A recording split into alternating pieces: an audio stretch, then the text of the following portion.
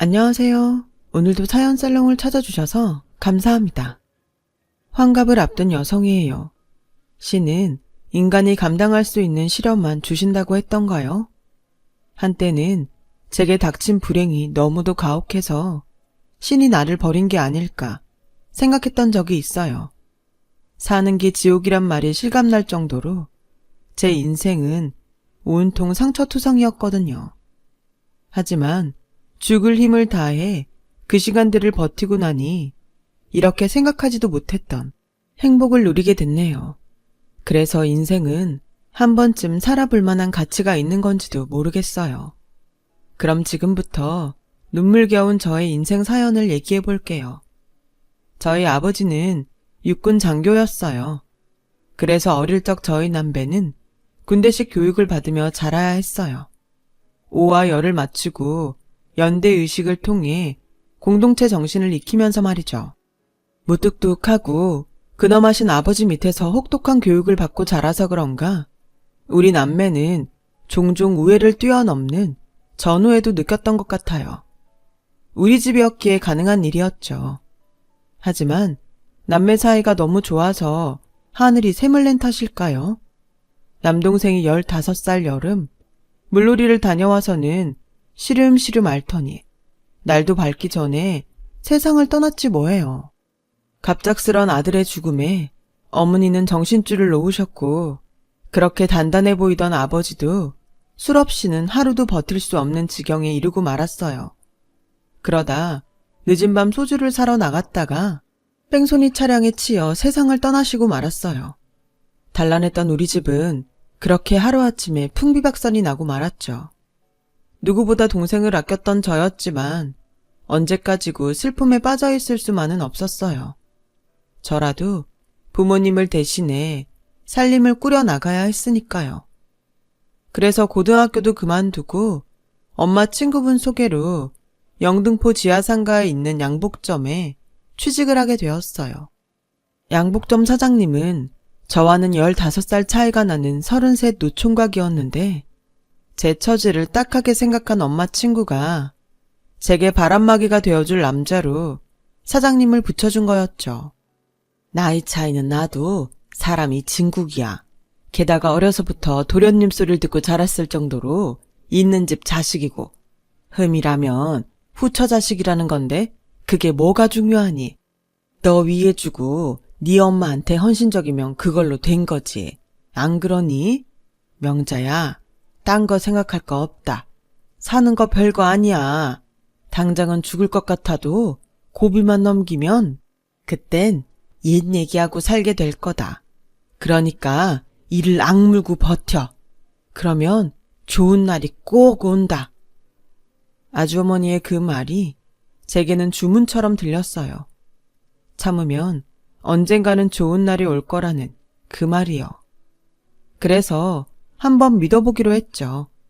좋은 날이 올 때까지 참아보기로요. 사장님은 꽤 내성적인 사람이었어요. 본처 자식들 틈에서 하도 눈치를 보고 자라서 그런가 자기 주장보다는 상대 눈치를 살피고 맞추는 타입이었죠. 심약하고 의존적이긴 해도 심성이 곱고 힘든 사람을 그냥 못 지나치는 사람이었고요. 제게도 그랬어요. 미스 정, 오늘은 손님도 끊긴 것 같은데 일찍 문 닫고 들어가자. 아, 아까 트럭에서 과일 좀 샀는데 생각해보니까 집에 과일이 있더라고. 그냥 미스 정이 가져가서 먹어. 사장님은 도망치듯 가게를 나갔어요. 사장님이 말한 누런 봉투 안에는 씨알이 굵은 제수형 과일이 잔뜩 들어있더군요. 그날이 제 남동생 기일인 걸 아는 사장님이 일부러 준비해 주신 거였죠. 거기다 일찍 퇴근까지 시켜주려고 어색한 연기로 먼저 가버린 거고요. 부끄러움이 많아서 대놓고 챙기진 못해도 행동마다 상대를 배려하는 마음이 가득한 사람이었어요. 그래서 시간이 흐를수록 저도 모르게 사장님한테 마음이 끌렸던 것 같아요. 하지만 가게에서 일한 지 3년이 넘도록 사장님은 주위에서 맴돌기만 할 뿐 고백조차 하지 않더라고요. 여자로서 자존심 상하게 말이죠. 그러던 어느 날이었어요. 건너편 보리밥집 아주머니가 사진 하나를 보여주며 제게 선을 보라고 하지 뭐예요. 이참에 사장님 마음을 떠볼 생각에 저는 그러겠다고 했어요. 그런데도 사장님은 아무 반응이 없는 거예요. 며칠 뒤 맞선 날이 되었고 얼떨결에 맞선을 보게 된 저는 잔뜩 긴장한 채 약속 장소를 향했어요. 그렇게 난생 처음 맞선을 보게 됐는데 상대 남자가 대뜸 묻더라고요. 어머님이 편찮으시다던데 결혼하면 어머님은 어쩌실 건가요? 생각지도 못한 맞선남의 질문에 저는 모시고 살지 못해도 근처에 살면서 돌봐드려야 할 것 같다고 했죠. 그랬더니 표정이 확 바뀌더군요. 나는 장모까지 먹여 살릴 생각은 추워도 없으니까 오늘 만남은 없었던 걸로 합시다. 시간 낭비만 했네. 남자가 혀를 차며 빈정거리던 그때 눈앞에 사장님이 나타났어요. 그리곤 제 손목을 잡으며 말했죠. 미스 정, 그냥 나한테 시집 와. 엉뚱한 사람한테 시간 낭비 말고. 내가 아들처럼 미스 정 어머님 잘 모실게. 그러니까 딴 데 한눈 팔지 말고 나 좀 구제해줘. 응? 남자답게 말은 당당히 내뱉었지만 제 손목을 잡고 있는 사장님 손은 사시나무 떨듯 벌벌 떨고 있었어요. 저를 위해 온 힘을 다해 용기를 낸 남자를 보고 어떻게 거절을 하겠어요. 그래서 창피한데도 불구하고 냉큼 결혼하자고 했죠. 그렇게 우리는 얼마 뒤 결혼식을 올렸고 남편 덕에 친정 어머니를 모시고 살 수 있었어요. 그동안 혼자서 부모님을 모시고 그렇게 살아온 저는 남편 도움으로 큰 짐을 던 기분이었죠. 거기다 결혼한 지 1년 만에 딸아이를 출산하면서 여자로서 누릴 수 있는 모든 행복을 다 누릴 수 있었어요. 하지만 행복은 오래가지 않았어요. 시아버님이 갑자기 돌아가시는 바람에 본처와 첩, 그리고 자식들까지 뒤엉킨 유산 싸움이 벌어졌거든요. 개싸움과 다를 바가 없을 정도였어요. 결국 본처인 노현동 어머님이 나서서 교통 정리를 해주셨고 그 과정에서 어머님과 남편은 유산 상속을 제대로 받지 못했어요. 받은 거라고는 그린벨트로 묶인 땅과 돈도 안 되는 농지뿐이었거든요. 결국 제 시어머니는 변호사까지 구해 소송전을 벌였지만 결국 패소했고 그나마 있던 재산도 변호사비로 왕창 까먹고 말았어요. 거기다 엎친 데 덮친 격으로 남편이 하던 양복점 옷 공장에 불이 나서 비싼 수입 원단을 몽땅 잃어버렸지 뭐예요. 그 와중에 친정 엄마까지 세상을 떠나시고 집안엔 온통 안 좋은 일 뿐이었어요. 그때부터였죠. 남편이 도박에 손을 대기 시작한 건. 부자가 되기는 어려워도 망하는 건 순식간이더라고요. 더군다나 남편의 도박빚은 순식간에 눈덩이처럼 불어서 얼마 되지 않던 전답이며 딸아이 백일 반지, 돌반지까지 다 털어먹고도 사채빚이 줄줄이 달렸어요. 돈이 사람을 망친다고 그렇게 사람 좋던 남편은 예전의 모습은 온데간데 없고 술만 들어가면 폭력적으로 변해선 집안 살림을 때려 부수기 일쑤였어요. 그리고 드디어 사건이 터지고 만 거예요. 그날도 남편은 도박판에서 돈을 몽땅 잃고 술에 취해 돌아온 길이었어요. 집안에 들어서자마자 고래고래 소리를 지르며 살림살이를 부수기 시작했고 그 소리에 놀란 3살배기 딸애가 자지러지게 울기 시작하자 남편이 애한테 소리를 지르며 홧김에 재떨이를 집어 던졌는데 하필 그게 아이를 안고 있던 제 귀에 정통으로 날아들었지 뭐예요. 순간 귓속에서 찢어질 듯한 굉음이 들렸고 마치 퓨즈가 나간 것처럼 소리가 싹 사라져버렸어요.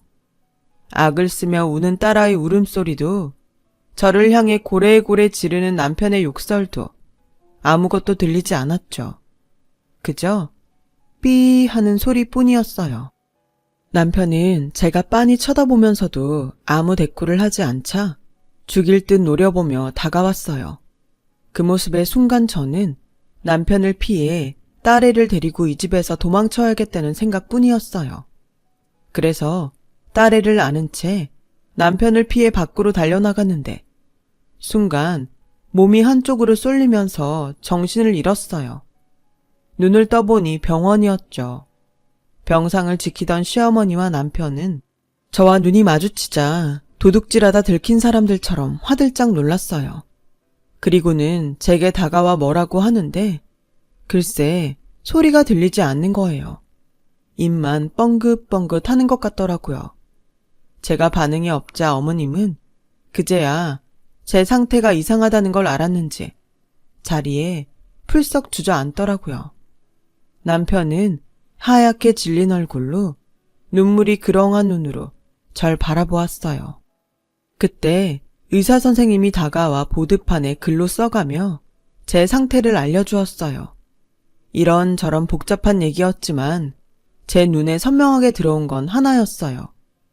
청각 기능 상실, 회생 불가. 순간 눈앞이 캄캄하더라고요. 30도 안 된 나이에 청각 장애라니요. 게다가 고칠 수 없다니. 당장 딸아이가 걱정됐어요. 귀도 들리지 않는데 아이를 어떻게 키워야 하나 하고 걱정이었거든요. 이제 막 말하는 재미를 붙여가던 딸아이의 제잘거리는 목소리도 더 이상 들을 수 없다고 생각하니 미칠 것 같더라고요. 그래서 날 이렇게 만든 남편한테 달려들었어요. 그랬더니 시어머니가 저를 밀쳐내며 그러시더군요. 배은망덕한 년, 네가 감히 내 아들을 건드려? 이젠 귀까지 안 들리니 아무짝에도 쓸모없는 년이 뭐가 잘났다고 난리야 난리는? 차라리 잘됐다. 이참에 둘이 갈라서라. 네가 내 아들 옆에 있어봤자 짐밖에 더 되겠니? 애한테도 그렇지. 귀도 안 들리는 애미가 어디 애미 노릇은 제대로 하겠냐고. 어린 딸한테까지 짐이 될래? 염치가 있다면 알아서 네 발로 나가는 게 맞지? 안 그러니? 은영이는 우리가 잘 키워줄 테니 걱정 말고 네 살 길 찾아가. 아, 내 말을 알아듣기는 하는 건지? 어머님은 한숨을 푹푹 쉬셨고 남편은 입을 꾹 다문 채 바닥만 보고 있더군요. 그 모습을 보니 남편이 애처롭게 보였어요. 그 사이 늙기도 많이 늙었고 너무도 초췌하게 변해서 예전에 번듯하고 깔끔하던 도련님 이미지는 어디서도 찾아볼 수 없었거든요. 왠지 반짝거리던 사람이 나를 만나 이렇게 형편없게 변해버린 것 같아서 미안한 마음까지 들더라고요. 그래, 엄마랍시고 귀도 안 들리는 내가 딸애를 데리고 살기보단 돈 있는 시어머니 편에 맡기는 게 아이한테도 좋을지 몰라. 내 마음 편하자고 애 미래를 뺏을 수는 없는 거니까. 결국 저는 어머님께 아이를 맡기고 남편과 갈라서기로 했어요. 헤어지는 마당에 마지막으로 딸아이 얼굴이라도 보게 해달라고 부탁해봤지만 어머님은 끝내 거절하셨어요. 한 번 더 보면 더 놓기 힘들다고요. 그렇게 저는 하루아침에 귀머거리가 돼서는 딸도 뺏기고 이혼을 당한 채 거리로 나오게 되었어요. 부모님 모두 돌아가신 마당에 저를 받아줄 곳은 세상 어디에도 없었죠. 시어머님이 위자료라고 주신 얼마간의 돈으로 여인 속에 들어간 저는 현실을 잊고 싶어서 미친 듯이 술을 마셨어요. 이대로 정신을 잃고 콱 죽어버렸으면 좋겠다고 생각하면서요. 하지만 아무리 술을 마셔도 정신만 또렷해질 뿐 달라지는 건 없더라고요. 그렇게 일주일 정도 술에 취해 있다가 깨어났는데 아무래도 딸아이를 데려와야겠다는 생각이 들더라고요. 못 먹고 살아도 구박 안 받고 엄마 손에 크는 게 나을 것 같았거든요. 그래서 남편 집으로 찾아갔는데 글쎄 이미 이사를 가고 없지 뭐예요. 그건 시어머니도 마찬가지였어요. 시어머니의 꼬임에 빠져 내 자식을 버리고 나오다니 내가 미친년이었죠. 그래도 혹시 몰라서 시댁 근처 식당에 일자리를 잡곤 시어머니나 남편이 오지 않을까 기다렸어요. 하지만 1년이 지나고 2년이 지나도 그들은 돌아오지 않았죠. 식당에서 숙식하면서 월급을 꼬박꼬박 모은 덕에 3년쯤 지나고는 제 힘으로 떡볶이 포장마차를 차릴 수 있었어요. 국민학교 앞에 자리를 잡고 본격적으로 장사를 하게 되었죠. 아침나절에 그날 장사할 재료를 손질해 두었다 아이들 방과 시간이 되면 본격적으로 장사를 시작했어요. 포장마차도 목이 좋아야 장사도 잘 되는 법이라서 좋은 자리를 선점하려면 남들보다 일찍 나와야 했어요.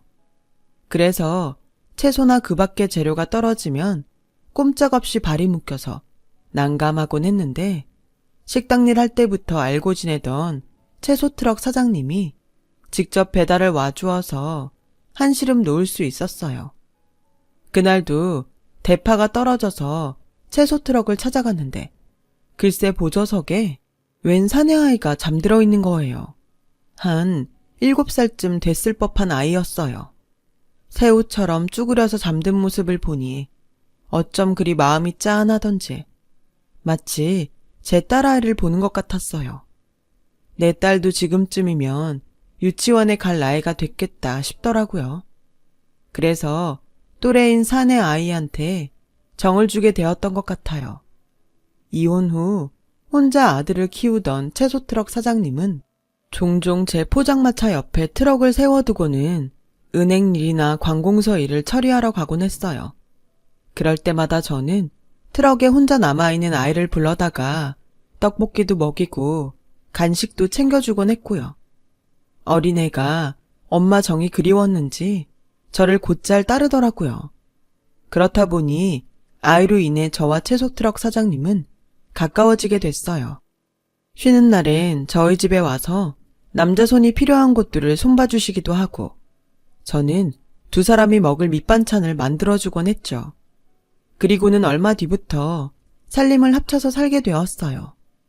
둘 다 한 번 실패한 경험이 있어서 그런가 결혼식은 따로 하지 않았고 아이가 혼란스럽지 않게 엄마라는 호칭도 강요하지 않았어요. 그렇게 우리는 가족이 되어갔어요.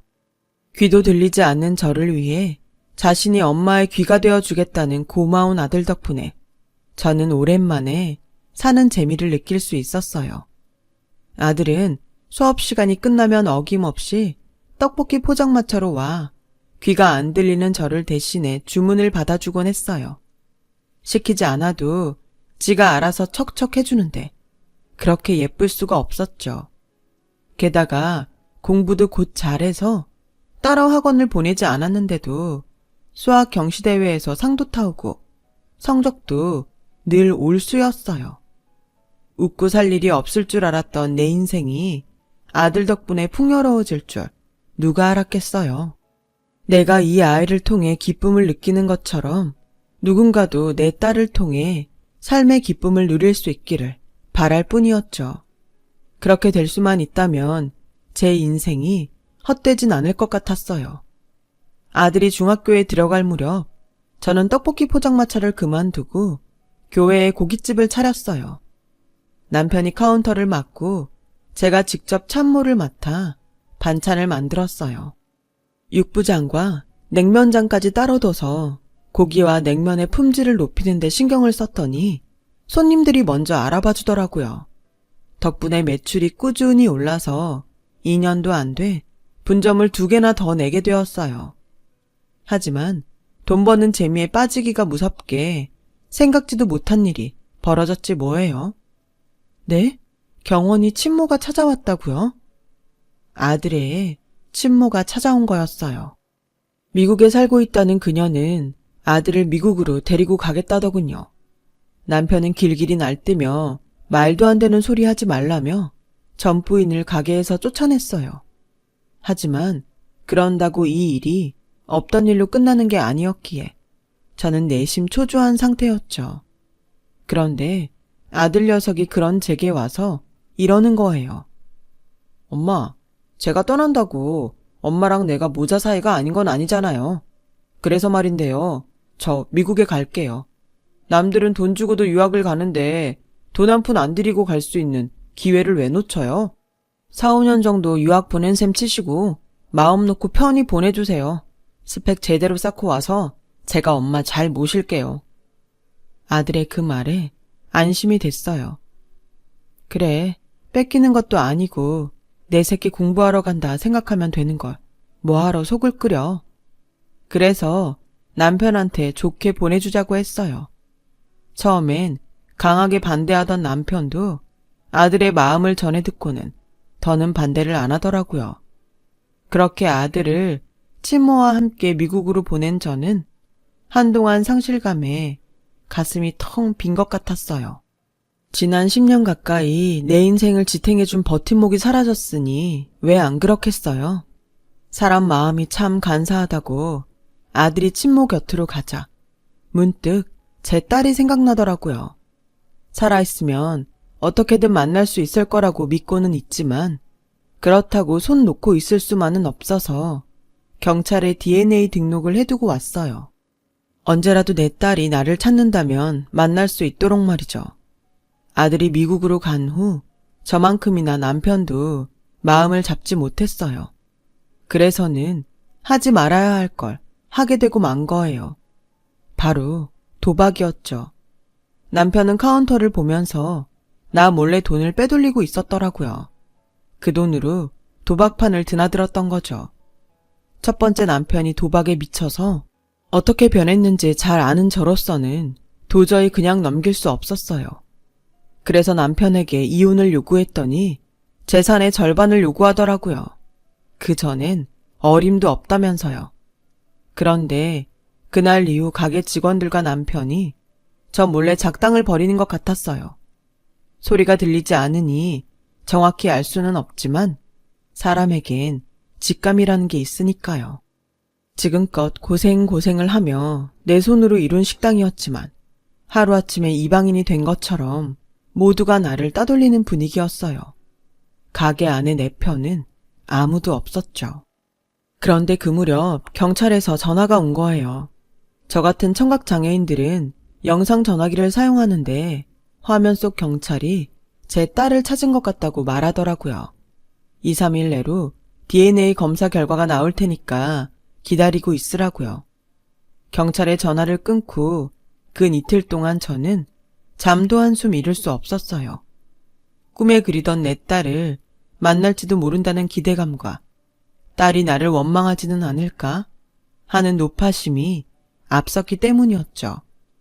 그렇게 숨죽이고 기다린 3일이 지나고 경찰서에서 전화가 왔어요. 허명씨, 방금 DNA 검사 결과가 나왔습니다. 따님 맞답니다. 영상 화면 속 경찰은 환하게 웃으며 검사 결과를 알려주었어요. 그 말에 그동안 참았던 눈물이 쏟아져 나왔어요. 걷잡을 수 없이 터져버린 울음에 손님도 직원들도 모두 놀라서 저를 바라볼 뿐이었죠. 경찰은 경찰서로 와달라고 했어요. 제 딸도 곧 도착할 거라고요. 그래서 장사고 뭐고 다 팽개치고 경찰서로 달려나갔어요. 도착해보니 만삭의 새댁이 복도에서 초조한 표정으로 서 있더라고요. 한눈에 제 딸 은영이라는 걸 알 수 있었어요. 언뜻 저와 애 아빠의 얼굴을 볼 수 있었거든요. 딸애도 저를 발견하고는 알아보는 듯 했어요. 서로를 바라보며 복도를 따라 걸어가는 그 짧은 순간이 마치 30년 세월처럼 길게 느껴지더군요. 엄마? 엄마 맞죠? 그쵸? 엄마! 딸애는 무거운 배를 움켜쥐고는 제게 다가와 와락 안겼어요. 안아보니 확실히 알겠더라고요. 내 딸 은영이라는 걸요. 우리 모녀는 떨어져 지낸 시간이 길었던 만큼 한참을 부둥켜 안고 서럽게 울었어요. 그러는 사이 딸아이는 저를 향해 많은 말들을 쏟아냈지만 안타깝게도 저는 그 말을 알아들을 수 없었어요. 입모양을 봐야 읽어낼 수 있으니까요. 그래서 더 가슴이 무너지더라고요. 딸애는 경찰한테 내가 청각장애인이란 얘기를 들었는지 제 얼굴을 보며 천천히 말을 이어나갔어요. 엄마, 보고 싶었어요. 난 한순간도 엄마를 잊은 적 없어요. 엄마를 미워한 적도 없어요. 그러니까 미안해하지 마세요. 혹여 제가 못 읽어낼까봐 바르르 떨리는 입술에 힘을 주고 말하는 딸애를 보니 고맙고 가슴이 미어지더군요. 저는 그런 딸에게 엄마가 지켜주지 못해서 미안하다고 울먹였어요. 그러자 딸애가 주저앉아 울더군요. 엄마, 미안해. 나 때문에 엄마 귀 그렇게 된 거잖아. 아빠한테 들었어. 내가 재떨이에 맞을 뻔한 걸 엄마가 날 감싸 안느라 대신 맞은 거라고. 미안해, 엄마. 나만 아니었으면 수십 년을 이렇게 살지 않아도 됐을 텐데. 딸아이는 복받치는 감정을 주체하지 못하고 서럽게 울어댔어요. 그러다가 호흡이 빨라지기 시작했고 양수가 터져 다리 사이로 흘렀어요. 그리곤 까무러치듯 기절해버렸어요. 그 모습에 정신이 번쩍 들더군요. 내 딸이 잘못될지 모른다는 생각에 어디서 그런 힘이 났는지 정신을 잃은 딸애를 들쳐업고 내달렸어요. 살려주세요. 내 딸 좀 살려주세요. 미친년처럼 딸애를 업고 소리친 바람에 경찰들이 달려나와 나와 딸애를 병원으로 이송해 주었어요. 그리고 무사히 출산을 할 수 있었죠. 3.4kg의 사내 아이였어요. 딸애는 출산을 하는 내내 내 손을 꼭 잡고는 엄마도 자기를 낳을 때 이렇게 힘들었냐며 낳아주셔서 감사하다고 하더군요. 그 말에 지난 세월의 서름이 눈 녹듯 사르르 녹는 것 같았어요. 딸의 출산 소식을 듣고 달려온 사위는 저를 향해 넙죽절을 하더군요. 넉살이 어찌나 좋은지 처음 만나는 저에게 장모님 해가면서 살갑게 구는데 참 예쁘더라고요. 이래서 사위사랑은 장모라고 하나 봐요. 저는 딸아이 산후조리를 돕기 위해 짐을 챙겨 딸의 집으로 향했어요. 모처럼 엄마 노릇 좀 해볼 참이었죠. 그런데 이놈의 귀 때문에 오히려 내 딸과 손주를 위험에 빠뜨릴 뻔했지 뭐예요. 기저귀를 삶는 냄비를 가스불에 올려놓고는 애 목욕을 시키느라 하마터면 집에 불을 낼 뻔한 거예요. 방에서 딸애가 아무리 나를 불러도 저는 그 소리를 들을 수 없었죠. 결국 딸애가 기다시피 하며 방에서 나와 가스 차단기를 내렸다더군요. 어찌나 미안하던지. 그런데 이 일로 인해 엉뚱한 기적이 일어났지 뭐예요. 그날의 일을 전해들은 사위가 언젠가 인터넷 기사로 읽은 인공와우 수술에 대해 들려준 거죠. 후천적 난척인 경우엔 인공와우를 통해 다시 소리를 들을 수도 있다더라고요. 사위는 혹시 모르니 당장 자기랑 병원에 가보자며 덜컥 예약부터 했어요. 그래서 며칠 뒤 사위와 병원을 찾았고 거기서 기적 같은 소식을 들었어요. 가능합니다. 왜 진작 안 오셨어요?